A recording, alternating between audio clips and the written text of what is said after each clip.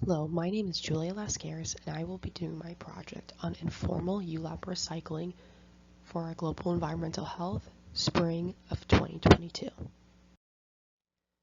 So, informal ULAB recycling mainly takes place in Agbogbloshie, Ghana.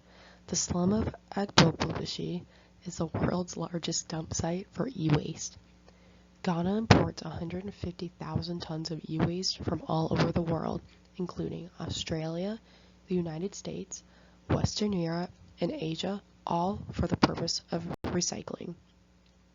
This ULAB recycling is a vital source of income for Ghana. However, because of the informal recycling practices, the resulting pollution has caused severe human and environmental health effects. So, what is informal ULAB recycling? ULAB recycling is when an individual collects these batteries, breaks them down, then melts or smelts the lead, and then resells it. These batteries approach a global recycling rate of up to 99%. First, the top of the battery is cut off, the acid inside is then dumped onto the ground, and lastly, the metal plates are remelted. ULAB recycling operations release lead contamination e-waste into the environment and natural ecosystems. So about 90% of ULABs is ultimately recycled for lead. What does informal mean? Informal usually includes unlicensed, unpermitted, small-scale smelters, ULAB reconditioners such as testers, chargers, and repairers.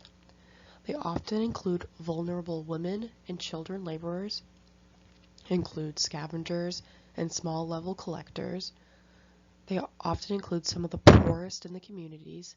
There's no formal training skills on recycling, no tax paid to governments, and generally involve low-income earners. What are some exposures and risk? So, draining electrolyte leads to lead in water, soil, and dust.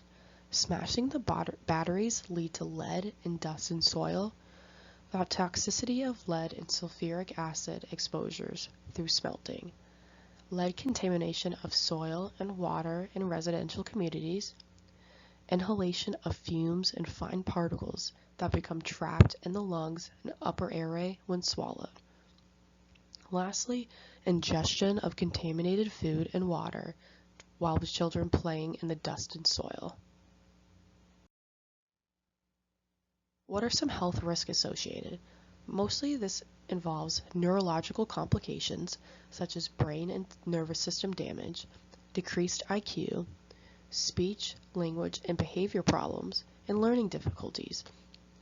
Also, there are reproductive problems, slow or reduced growth, kidney damage, digestive problems, muscle and joint pain, anemia, and hearing problems.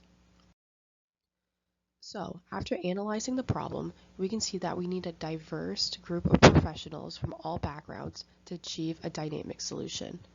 So, the first person I interviewed is Jimmy Johnson, who is a lawyer and partner at the FDA Compliance and Enforcement at Sidley Austin.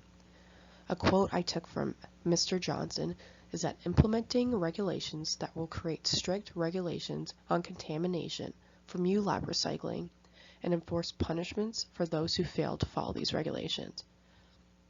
So essentially his recommendations was that Ghana should impose legal enforceable restrictions on the levels of contamination from ULAB recycling, and also enforce air, water, and soil contamination laws in the area where the recycling takes place. So the second professional I interviewed was Xanafon Lascaris, who works as a mechanical engineer. A quote I took from this interview was that creating and improving technology used for the ULAB recycling process can help limit the impact on the environment and human health. So essentially his recommendations were that implementing an environmental cleanup process that will purify the lead and sulfuric acid before it reaches the groundwater. Also, to use new technology that will reduce the metal content of the effluent. He believes that these interventions will create a lasting impact on ULAB recycling efforts. And lastly, the professional I interviewed was Susan Johnson, who works as an educator.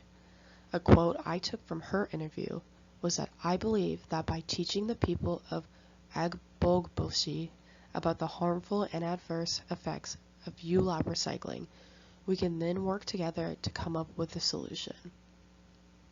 So, essentially her recommendations were to create educational campaigns in children's schools to educate about the dangers of lead exposure, and also to utilize multiple communications models to spread awareness so that the information can reach a greater audience and cause a greater impact. So a summary of all the information that we learned today. First, it's a pollution brought on by ULAB recycling causes severe lead exposure, which leads to adverse human and health effects. All three of these professionals have a unique perspective and together can create a dynamic and working solution for ULAB recycling pollution. So, technology and innovation should be used to create a safer strategy for ULAB recycling. Next, educational campaigns should be created to inform the people of Ghana about the harsh effects of lead exposure. And then lastly, laws and regulations should be created and enforced in order to have standards of the expectation and consequences if they are not being followed. So overall, getting a team of diverse backgrounds and different professions will give the greatest chances to affect ULAB recycling practices. Thank you for listening to my presentation.